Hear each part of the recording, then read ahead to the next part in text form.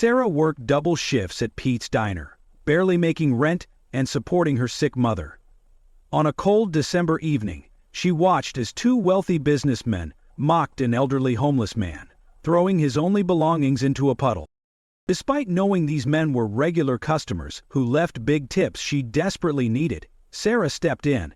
She lost her tips and her job that night for defending him.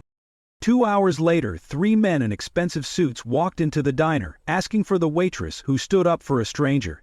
Sarah had no idea this moment of kindness would completely transform her life. Hi everyone, welcome to Mystic Tales. Today, I'm excited to share a new story with you. Sarah had been working at Pete's Diner for 3 years. The small restaurant sat on a busy street corner in downtown Chicago, attracting both business people and locals. Her morning shift started at 6, but she often stayed until closing to earn extra tips. Her mother's medical bills kept piling up.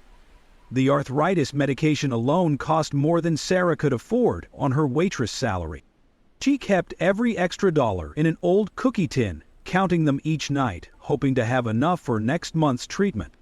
The diner's evening rush had slowed down when Sarah noticed Robert, a homeless man who often sat outside the restaurant. He never bothered anyone, just quietly read old newspapers he found. Some customers gave him their leftovers, and Sarah sometimes snuck him a cup of coffee. 2 regular customers, Tom and David, walked in wearing expensive suits. They always sat in Sarah's section, ordering the most expensive items and leaving generous tips. Sarah needed those tips desperately this week. Through the window, she saw them stop near Robert. Tom kicked Robert's paper bag of belongings, scattering them into a dirty puddle. David laughed, pointing at Robert's worn-out coat.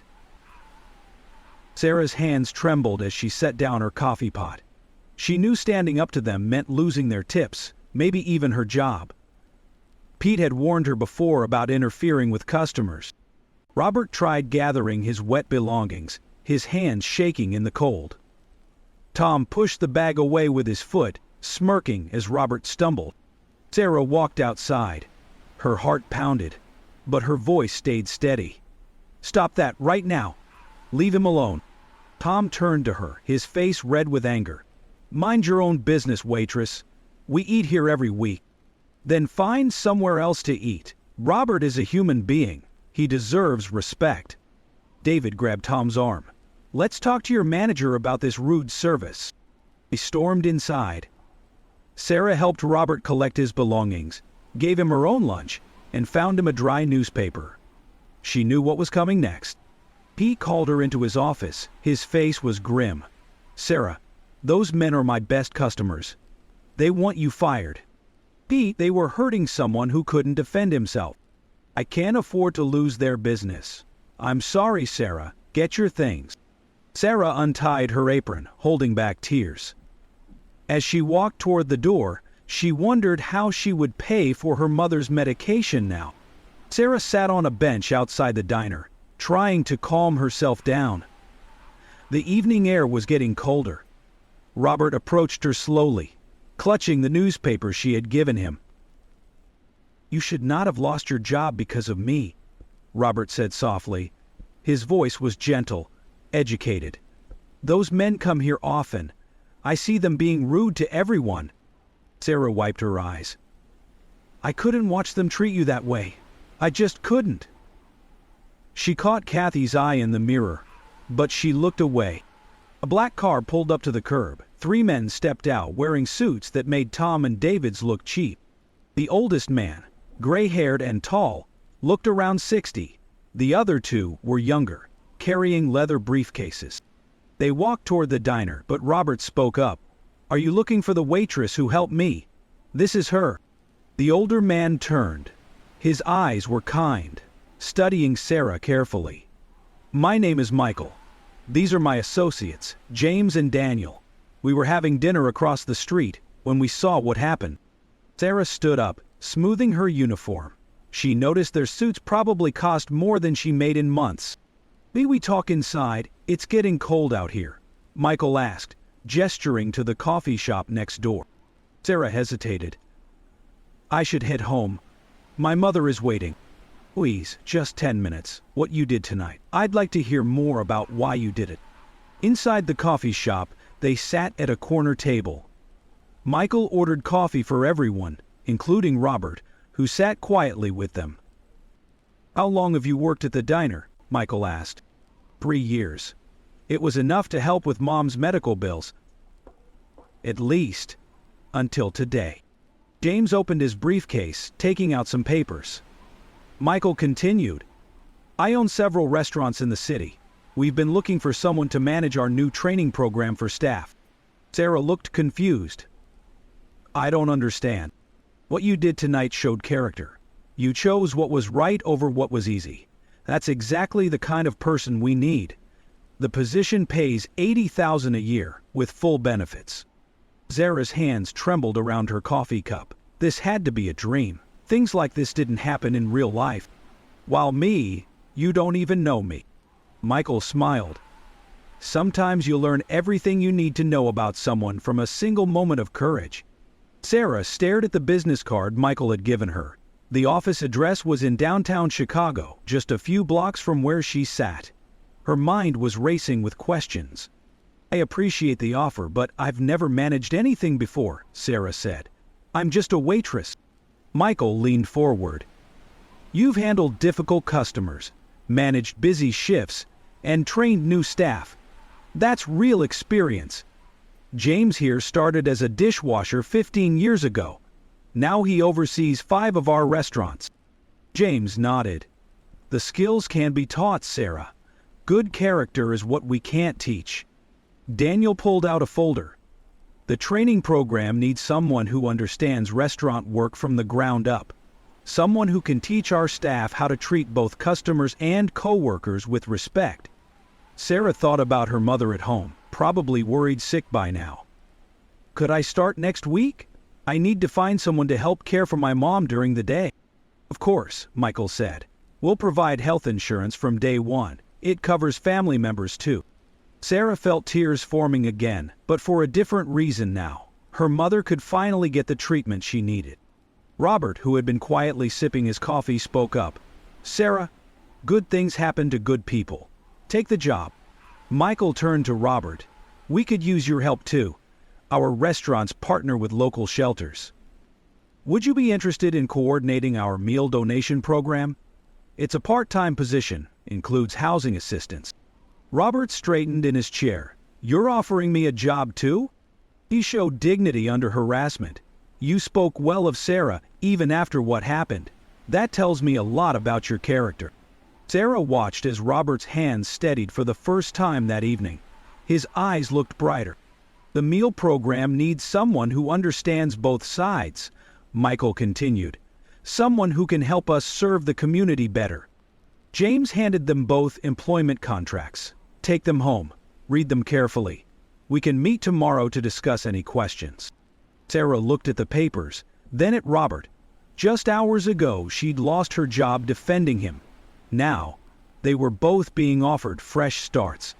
What, did you really come looking for me? Sarah asked Michael. Because kindness is rare in this business. When we see it, we want it on our team. 6 months had passed since that night at the diner. Sarah sat in her new office, reviewing training schedules for the newest restaurant opening. The wall calendar showed dozens of notes and appointments, a stark contrast to her days of juggling server shifts. Her mother's health had improved significantly with proper medical care. The insurance covered treatments they couldn't afford before. Sarah smiled, remembering how her mom cried when she first walked, without pain in years. A knock on her door brought her attention back. Robert stood there, looking different from the man she'd met that cold evening. His clean suit and trimmed gray hair gave him a professional appearance that matched his gentle demeanor. The shelter coordination meeting is starting, Robert said. We need your input on the new meal distribution system. Sarah gathered her notes. In the conference room, she saw familiar faces from local shelters, sitting alongside restaurant managers. This monthly meeting was her favorite part of the job. The summer meal program served over 3,000 people last month, Robert announced, sharing his report. We've partnered with 5 new shelters since spring. One shelter coordinator raised her hand. The quality of meals has made such a difference. People feel respected, valued. Sarah watched Robert beam with pride. His program had grown beyond simple meal donations. They now offered cooking classes, job training, and support services. Many former shelter residents now worked in their restaurants. Michael walked in near the end of the meeting. He still ran operations, but trusted Sarah and Robert to manage their programs independently. "Sarah, remember those 2 customers from your old diner?" Michael asked after the meeting. "They tried to make reservations at our new location." Sarah looked up from her notes. "Tom and David?" "Yes, I told them our restaurants have a strict policy against harassment. They're not welcome here." Sarah thought about how different her life was now. She wasn't just surviving anymore. She was helping others build better lives too. "You know," Robert said, organizing his files, "I've helped place 12 people in jobs this month. Some of them were in the same situation I was in." Sarah touched the old name tag from Pete's diner she kept in her desk drawer. One moment of standing up for what was right had created a ripple effect, touching more lives than she could have imagined. 1 year after that life-changing night, Sarah stood in front of Pete's diner. The for sale sign in the window caught her attention. Pete was retiring, and no one wanted to buy the struggling restaurant. During her lunch break, she walked in. The bell above the door chimed, just as it used to. Pete looked older, tired. Chapter 5. "Sarah, I hardly recognized you," Pete said, straightening his apron. "Heard you're doing well." "The diner's for sale?" Sarah asked, sitting at her old section's counter. Pete nodded. "Business hasn't been good since those regular customers left. I'm too old to turn it around. I think it's time." Sarah thought for a moment. "What if we helped? My company is looking to open a training location, somewhere to teach new staff before they work at our bigger restaurants." That evening, Sarah presented her idea to Michael. "Pete's diner is small, perfect for training. We could keep the original menu, add some new items, make it a place where everyone feels welcome." Michael reviewed the proposal. "You want to run this location too?" "I'd like to give others the same chance you gave me. We could partner with Robert's program, offer job training here." 2 months later, Sarah unlocked the diner's door. The place looked brighter, warmer. Pete stayed on as a consultant, teaching new staff his original recipes. His eyes lit up seeing the busy dining room.